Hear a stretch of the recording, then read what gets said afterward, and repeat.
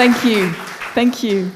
So I'll just introduce myself briefly. I think the sound is a little loud. Is it okay? Everyone can hear me all right? Oh, you're smiling. It's okay. So I'm a technical Agile coach with Pragma. I speak at a lot of conferences. I live in Sweden. And I have written a book about coding dojos a few years ago. So that's a little about who I am. So I wanted to talk today about technical leadership. And immediately you start to think of architects. And I put this picture of this beautiful piece of architecture to remind us where this metaphor comes from. This is a church in Barcelona that was... The architect for this church is Gaudi, who's a very, very famous architect. And they started building this particular church in 1883. And Gaudi was the original architect. They're still building it today. It's not yet finished. And Gaudi died in 1926. So this is the metaphor we use for software, that we have architects and architecture, and it doesn't really work like this in the software world. You don't tend to get software projects that have been going on for like 100 years, and the architect died a third of the way through the project. This is really not the way it should work, I think, in software. When I was a very young software developer, I worked in an organization where there were architects, and they were these kind of semi-mythical figures, some distance away from where I was working in their kind of the ivory towers, producing amazing PowerPoint diagrams and edicts dictating how I should be behaving in the code base and what tools I was allowed to use. And it seemed to me that they really weren't helping me very much. That was then. This is now a new age, and I think we need to look again at the role of technical leadership and technical leaders. And I think we need a radical departure from the past. Now, to hold that thought about architects, this book has already been mentioned by Steve, I think mentioned this already, and maybe some others. It's a very interesting book. You should definitely read it. And what it's about is some research into what actually works in software. And it's based on many years of research. Thousands of people have participated and given their answers to their survey about what they're doing and what works. And I think this book has two really important conclusions that everyone should know about. From this research, the first conclusion is that software matters. What we do as software development department of our company actually makes a difference. Is the microphone actually cutting out every few minutes, or is it just me? It's fine, you can actually hear me, it's okay? Okay. So anyway, this is important, this conclusion that software matters, that the organizations that have effective IT organizations do better in the marketplace. This is in contrast to what the opinion a few years ago was, that IT did not matter, that IT was something you needed to get as cheap as possible, and you could outsource it, and that would be the best for your business. That is no longer true. We, as software developers and people working with Agile development, what we do matters to the success of our organizations. That is a really positive thing for us, I think. The second really important conclusion from this research, I think, is that they've identified ways to measure how good your development organization is. And you can measure them objectively in a way that you can compare with other organizations. And they've come up with 4 key metrics, plus availability.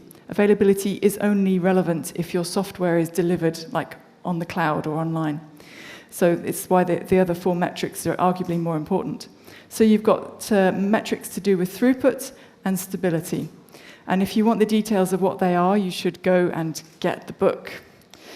I'm not going to go into a great deal of detail, but you should know that what we do is important and you can measure it. So the other thing in the research, of course, is what behaviors do the successful organizations have that lead them to have these better metrics and be more successful in the marketplace. There is this causal relationship that the research identifies, that if you do certain things, you'll get better metrics and you'll do better in the marketplace. So it's interesting to know what it is that these people are doing. And if you've been following along, it won't be so much of a surprise to realize that all these behaviors are, a lot of them around lean techniques, agile techniques, DevOps techniques.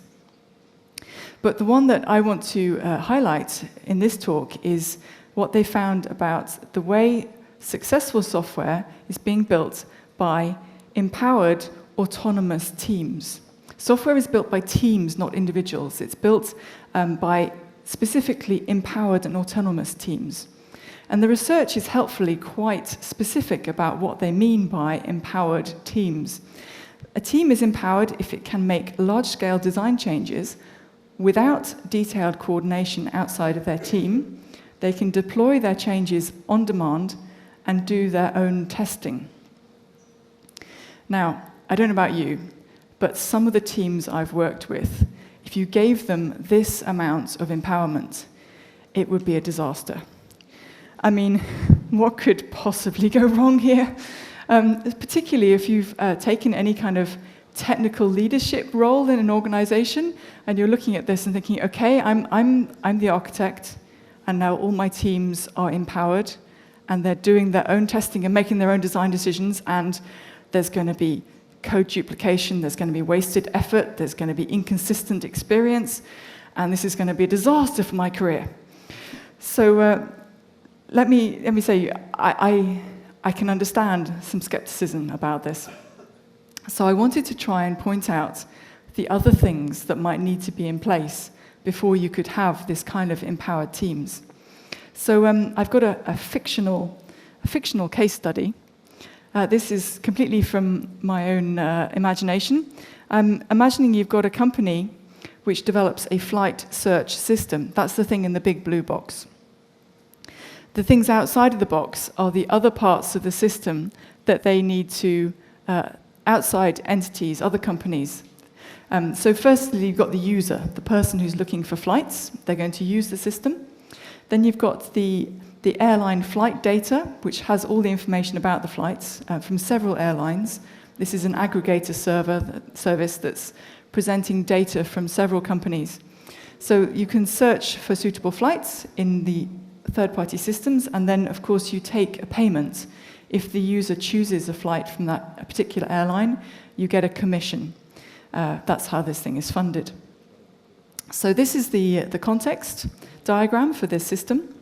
So then if we look inside the big blue box, we can see the parts of the software system that we're building in this fictional organization. So firstly, we've got the landing page, where the person looking for flights will go and enter their information about what they're looking for.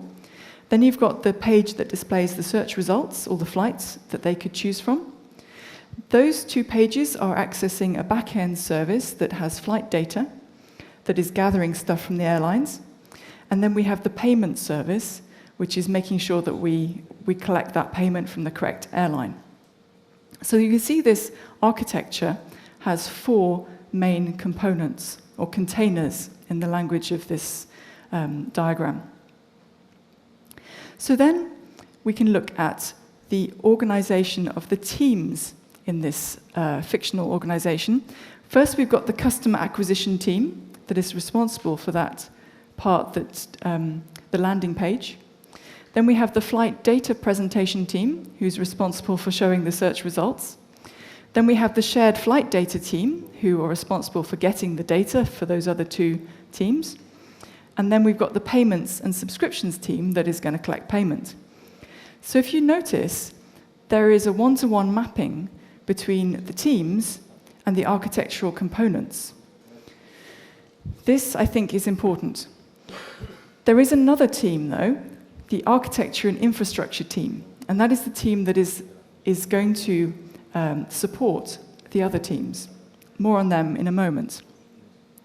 So if you look at this arrangement of empowered teams and start to look through this list of things, you start, well, each team could make large-scale design changes within the container that they own without that much coordination with the other teams.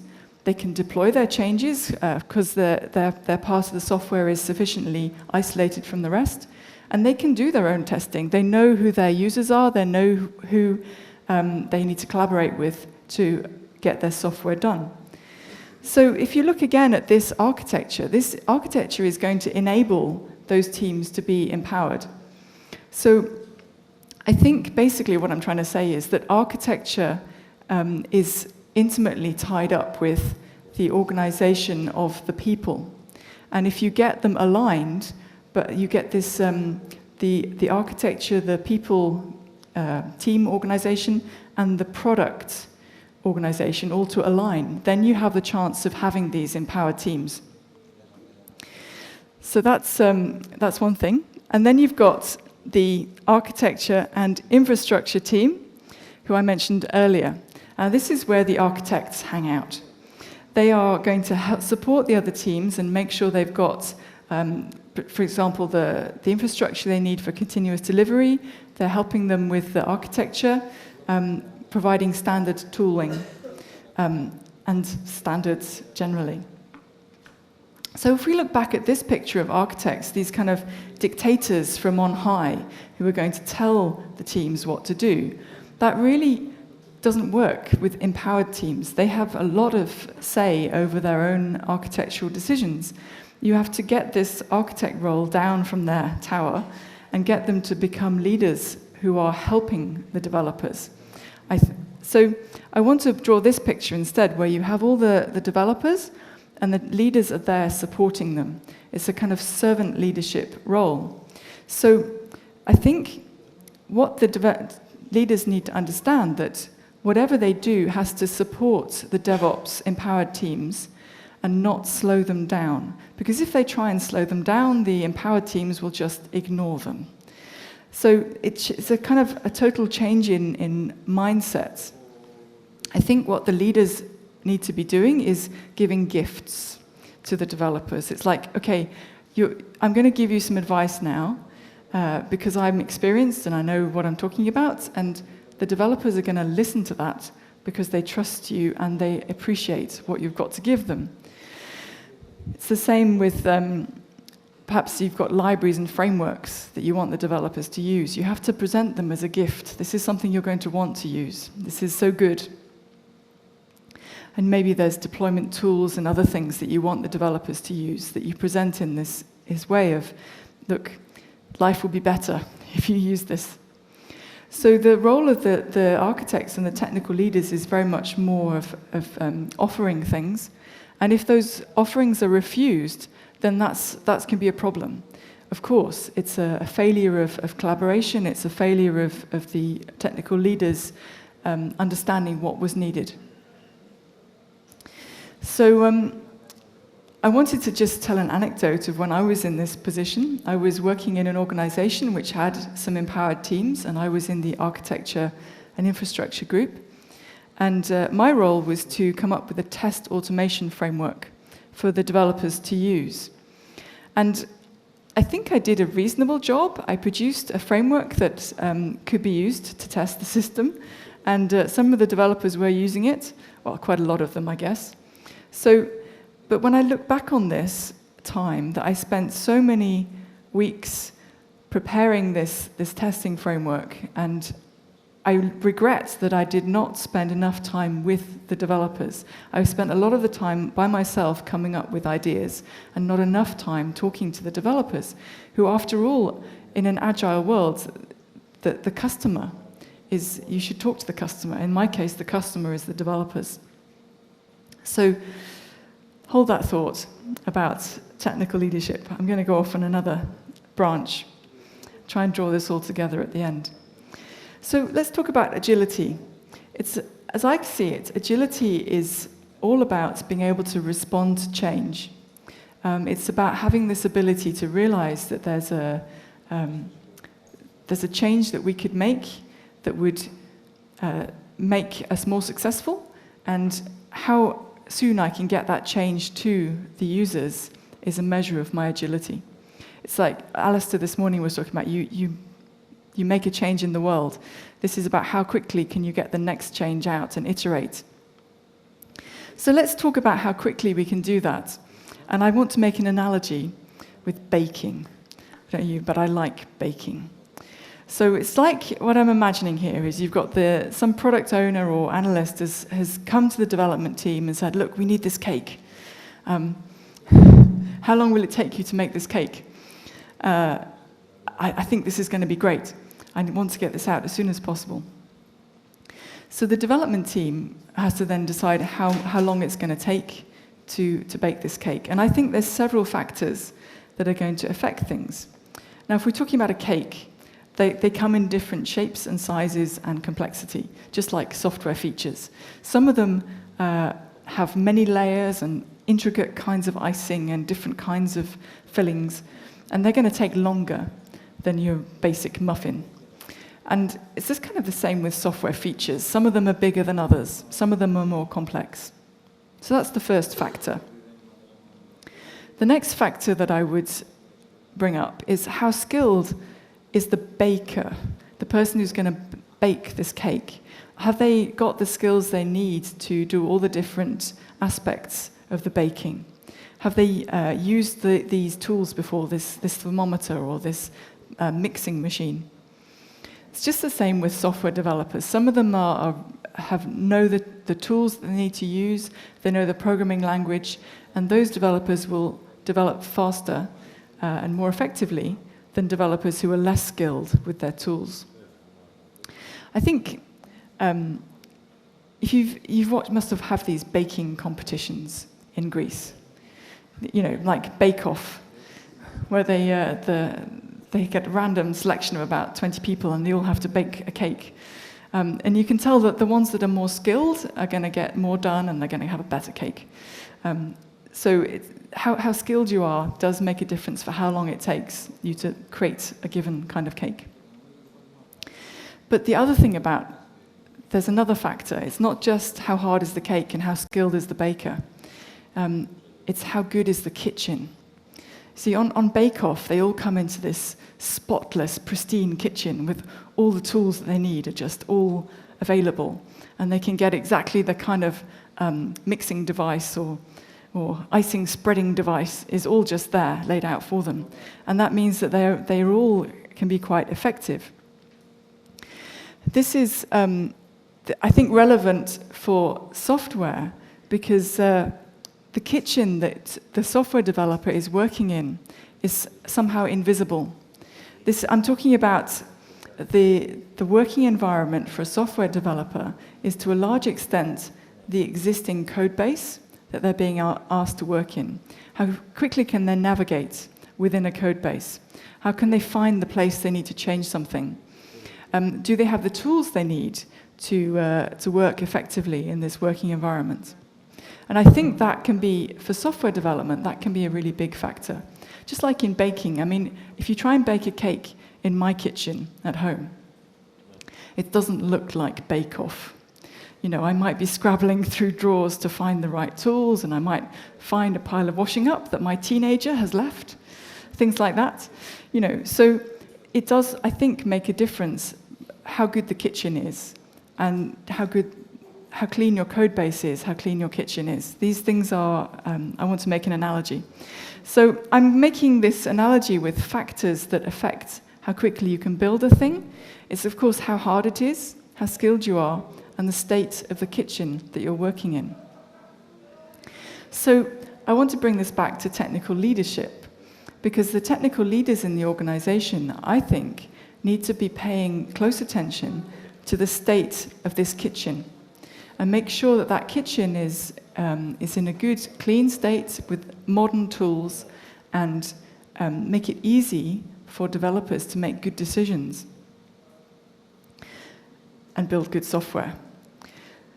So, as I mentioned before, the kitchen is somewhat invisible. It's the code base that they're working in, and these technical leaders need to work out what it is their Agile teams are struggling with, what kind of kitchens they're working in, where is there a lack of tools, where is there a lack of clean spaces to work in. So this needs to be a communication, a collaboration between the technical leaders and a number of teams to work out how they can best help them.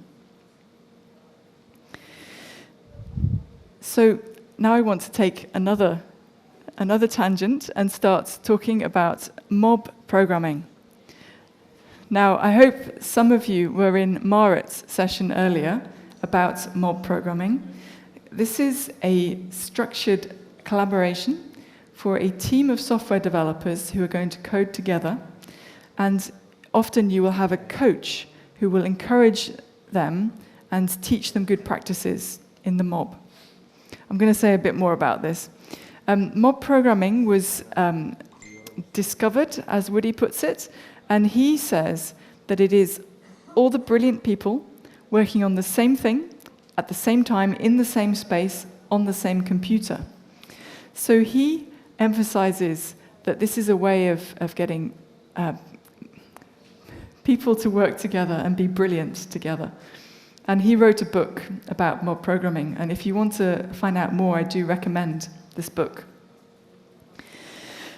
Let me explain a little more about how it works, how you get a whole team to collaborate together on one computer. So you have some roles that make it a little bit more smooth, and when you're starting out, I tend to be quite strict with these roles, so that you'd get the idea, and then as the mob becomes more mature and works together more effectively, it becomes less important. But there is 3 main roles, and you rotate often. The driver, this is the person who has the keyboard and is entering the code into the computer. The rule says that the driver is not allowed to decide what code to write into the computer. That is the job of the mob and particularly the navigator. So the navigator is explaining in words what code the driver should write. The navigator is directing operations and taking input from the mob and making decisions. The mob members are there to help the other 2 roles, give them prompting advice, and to ask questions. It's important that everyone in the mob stays up to speed with what's happening because they rotate often. So that's the kind of the mechanics of how mob programming works. You have these roles and you rotate.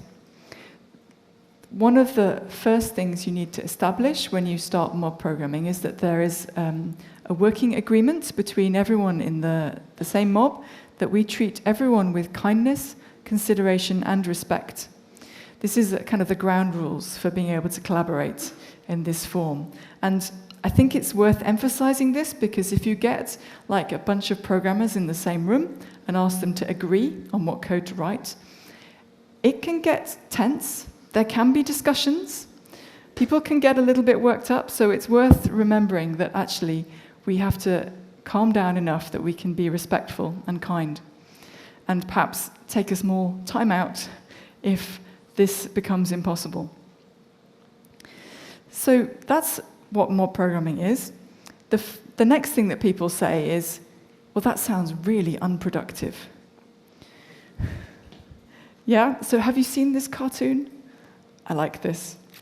So this is the manager coming to the team and saying, we need to be more productive, we need to increase velocity. And the team is looking really worried. What are we going to do? And then someone realizes, well, we just need bigger estimates, and then our velocity will go up. And everyone's like, yay, we can do that. So the point of this cartoon is basically to show that it's actually a little bit difficult to measure productivity. And it's team productivity, which is the one that matters. Software is built by teams. So I just want to say that there are researchers who are studying how to measure this kind of productivity, but they haven't done any studies yet on mob programming. So while we're waiting for those studies to come up with some results, I just want to point out some of the things that reduce productivity.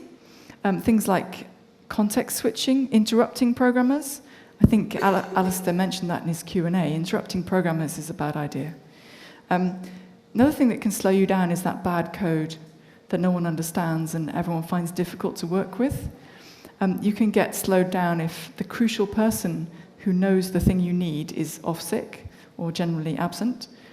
And there's a bunch of other things that make you unproductive. But I highlight these in particular because if you have the whole team working together every day in a mob, these things just aren't so much of a problem. The whole team is working on the same thing, so there's less context switching. If there's some bad code, well, okay, that can still slow you down. But hopefully there is somebody in the mob who remembers this code, has seen it before, perhaps even wrote it, and then they can help you. Team members being off sick, this is the thing with having everyone understanding the code you write. It's less important if one individual is absent. So you could kind of see that the productivity of mob programming might not be as bad as you think. So let's wait for the researchers, but I think it's not as bad as it looks. So let's look at some of the advantages of mob programming. So I want to highlight 3 things. The first advantage is that everyone understands the code that you mob program. The team has to collaborate on the code. Every person is contributing. In fact, this is where the name mob programming comes from. Now, people have a reaction to this word mob, and they think of the angry mob going around smashing windows and destroying things. And yeah, you get angry mobs. And the reason for the name is that if you have a mob breaking windows, it's the mob that's responsible for that. You can't point at any individual in that mob and say they broke it. It's kind of this mob behavior. And this is the same thing with mob programming. You want it to be that when you create some code together in the mob, you can't point the finger at any individual and say that they did it. It's something that the whole mob did.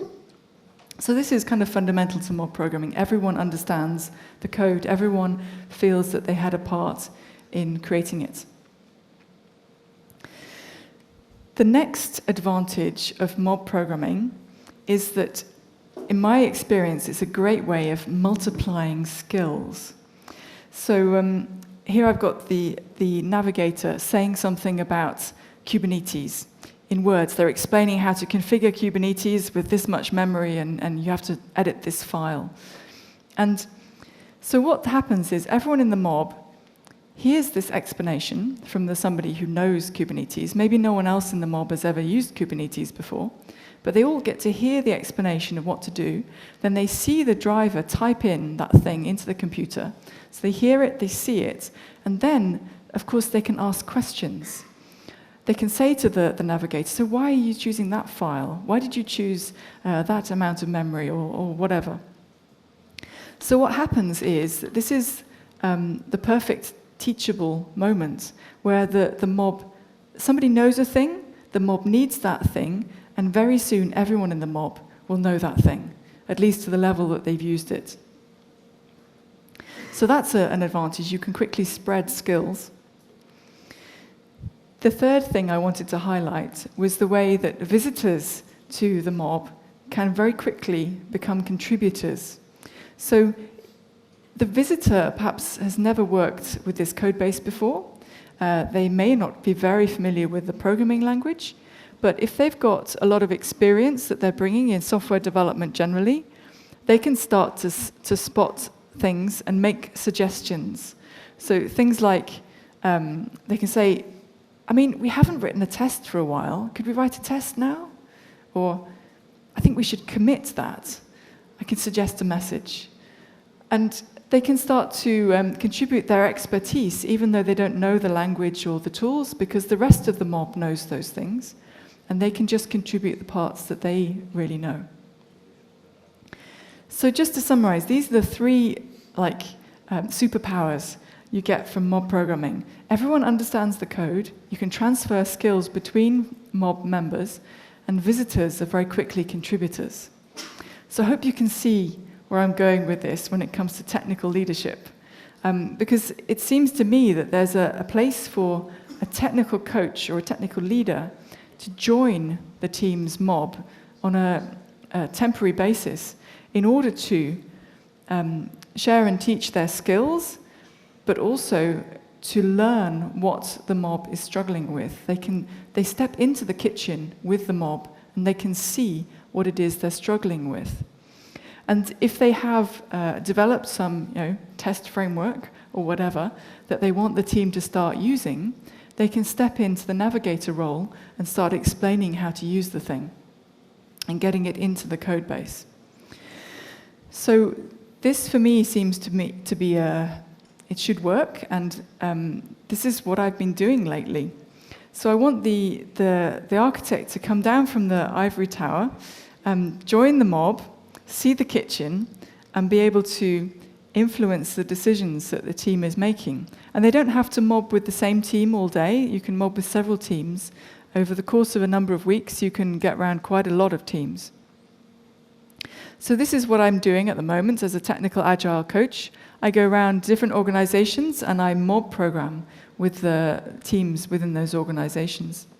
And what I'm primarily teaching is test-driven development. And this is me in the mob explaining how to write a test case. I can step into the navigator role and I can say, right, do this, write this test case. And then I can take a step back and let the mob make the test pass. And then maybe I'll step back into the navigator role and write the next test. Or maybe somebody will have got it by then and I won't need to navigate as much, and gradually I can take more and more steps backwards until the mob is doing it for themselves. So I've been finding this to be a very useful technique for teaching test-driven development. But I think it's more general than that. I think you could, as a technical leader, you could use mob programming to teach a lot of things. So then people ask me, okay, how much should we be doing this mob programming? Is this something that we should encourage the teams to do all day, every day? Or is this something that they do occasionally? So I think first you need to learn to mob program. And that takes a while. I think it's a skill that you can learn and get better at. If you were in the session this morning, you'll notice that we took a group of people that had never mob programmed before, and an hour later, they were much better at mob programming than they were at the start, but they still had a way to go before they would be really comfortable with the technique. And my experience tells me that if you can mob program something around 2 hours a day for about 2 weeks, that is enough for most teams to get the hang of it. So first, learn mob programming, and then I think basically this is an empowered team, and an empowered team decides things like this for themselves, how much of the day they want to mob program. And I think the coach or the technical leader can say, when I'm with you, I want you to mob program, but the rest of the time it's up to the team, and you encourage them to do it more. But you can't force them. It's got to be something they choose. Then another thing people ask me about is, well, what about all the people who aren't programmers? Should they be in the mob or not? And I think it varies, it depends, of course. It always depends. Often I find that testers like being in the mob full-time. When the other programmers are there, they might not take the driver role. They might only take the navigator role when they're designing automated tests, but they can be a very valuable member of the mob, particularly if the team's doing a lot of test-driven development. Then you've got operations, likewise. They've got a lot of specialist skills, operations people, that can be very useful, particularly when the mob is working on particular tasks. They might just be part-time members when the team is working on improving the monitoring or logging or something. The DBA, again, if they're designing database schemas or implementing stuff, then they'll join the mob for those parts. The Agile coach, who I'm characterizing them as a non-programmer, somebody who's there to deal with the people and collaboration aspects much more. they are very valuable to have in the mob. They might not be able to coach specific techniques and libraries and so on, but they can coach the collaboration, and that's really interesting. Then you've got the product owner or the business analyst, the person who is deciding what the team should be building, and that person is also very valuable at particular times in the mob. When the mob is trying to decide how to implement a feature and they've got lots of questions about it, it's very valuable to bring in a product owner at that point, but they might not be full-time, they might go back to their other duties, sitting nearby. So the basic thing is that the mob programming is like a party where some people are there all the time and some people just join when particular activities are happening. So that's a bit about mob programming, and the way I see the role of a technical leader is being a coach in a large extent, helping the teams to work better in their kitchen, helping them to improve the kitchen. And that is, I think, a much better metaphor than architects and architecture. You're a coach with a particular concern for the kitchen. But I think also, I mentioned before that this relationship, it's not just a factor of how good the kitchen is, there's also this factor of how skilled the developers are. And you can train skills in the mob, but you end up training only skills that you see that you immediately need for the piece of code you're writing. If you remember, I mentioned I wrote this book a few years ago about coding dojos, which is a forum where developers come together to learn a skill like test-driven development by practicing on exercises, which are called code katas. And I still think this is a good idea, to spend some of your time practicing away from your production code in a safe environment where the problems are small and constrained and you can practice particular techniques. But what's changed since I wrote the book is that I'm now doing much more often shorter sessions. So I'm calling it a learning hour, and it's just 1 hour, and you gather everyone together and you do one exercise and reflect on it. So this, I think, little and often practicing a skill is more effective than less frequently for longer. So that's pretty much what I was going to say about that. Care of the kitchen, but also the skills of the people. So this is my last slide. I just want to summarize the main points of my talk about technical agile coaching. The first point I made was about architects and these distant figures in their ivory towers, and that really doesn't work in modern software development. You need to come down from the tower, because today we build software in empowered teams, and empowered teams don't take people dictating to them how they should work or what design decisions they should make within the boundaries of their component. So we're working with empowered teams, and the research shows that that is the most effective way. The most successful organizations, part of their success is due to this practice of empowered teams. We looked at some of the factors. Oh, no, we talked about gifts, not rules, that the architects need to be giving gifts to these empowered teams because they won't accept rules. And you have to, as an architect or a technical leader, make sure that you're giving them the gifts that they need, that they're going to accept, and that otherwise it's a failure of collaboration, really. Then we've got the factors that I see playing into agility. Once you decided what it is that you want to build next, how quickly you can deliver that is a factor. There's a function of how skilled you are and how good your kitchen is. And this kitchen is invisible to most people. So in order to really understand it, I think you need to get into the kitchen with the developers and see how they're working there. And that's, for me, mob programming is this amazing opportunity to do that without having to actually join the team full time.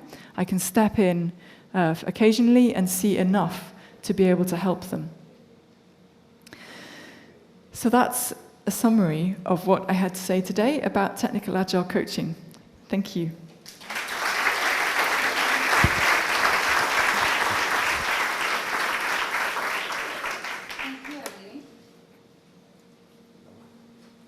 Thank you for that. So we have time for 2-3 questions before we move to the main hall for the last presentation for today. So questions for Emily, we have 1, 2, you guys are quick. So first question over here. Hello. Can you give us some more details about the previous slide that you described about an exercise? I mean, what is it about and how relevant is to the project maybe the mob is working on? I mean, is it like on the same language or is it like, what type of exercise is it? So asking about the exercises. So I have a GitHub page where I have a lot of exercises that I use in this training called code katas. I will generally use a programming language that the team already is using, the same programming language. So most of my exercises are available in many languages, depending on which team I'm working with. Usually I'm trying to train a specific skill, a specific component of test-driven development.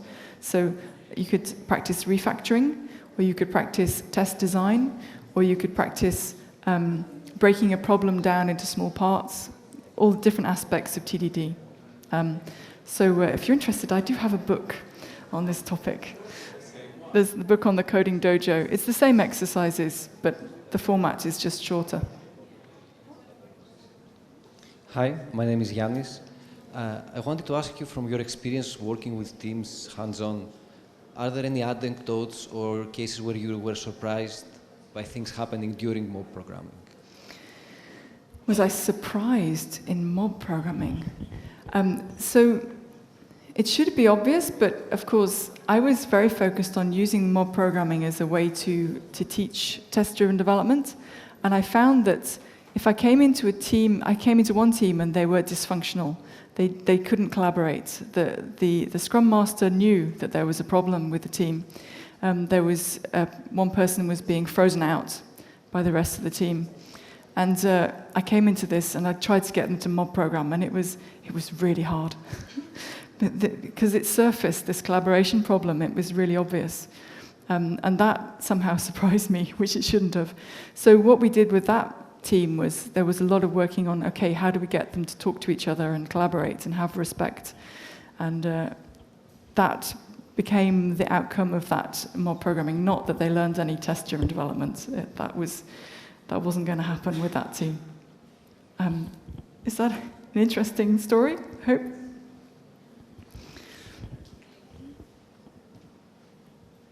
Hi, you discussed about productivity a little bit during mob programming. What I want to ask is there a point in time when you say that productivity using mob programming starts deteriorating, so we switch back to the usual way we are working? So I think it's, as I mentioned, measuring productivity is very hard. Assessing how productive you are is also hard, because what I mentioned, it's team productivity that matters. And most software developers aren't used to thinking that way. They step, particularly the more experienced ones, they go into the mob and suddenly they have to explain everything. All their decisions they have to explain. They have to rely on somebody else to type stuff that they can just type. And they feel really frustrated. This is slow, I'm being unproductive. I need to get back to my own computer where I can be productive. But what they haven't appreciated always is that the team as a whole is now going faster, because the less experienced, the junior team members suddenly get exposed to all these amazing ideas from the more senior people, and they see what it looks like in code, and they suddenly are able to contribute in a way that they weren't before. So I think it's, you have to measure the team productivity, and the team themselves can be quite bad at identifying how productive they are, because particularly the senior people, it doesn't feel productive. So I do think it's important to have a coach or somebody to help them to reflect what benefits are we getting from mob programming? Let's give this the benefit of the doubt and give it a bit longer before we decide this is dreadful and we should stop. That's part of an answer, at least. And one last question. Hi, I'm curious. Is the outcome of the mob programming adding a product value, like the outcome of a sprint, for example? And if not, then how do you convince a busy and stressed product or Scrum team to take time away from their sprint or their, regular cycle of work to do it? So when I'm working with a mob, we are working on a backlog item from their normal sprint planning. So they're continuing the normal work, but the focus, at first at least, is on learning to mob program.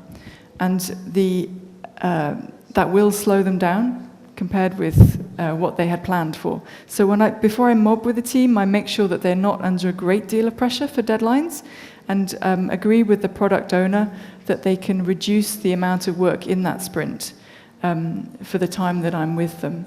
So that perhaps to account for the 3 hours a day that they're spending with me, so they get a little bit less sprint items in their sprint, with the hope that they will learn skills, they will spread knowledge, and they will speed up and make up for it in the long run.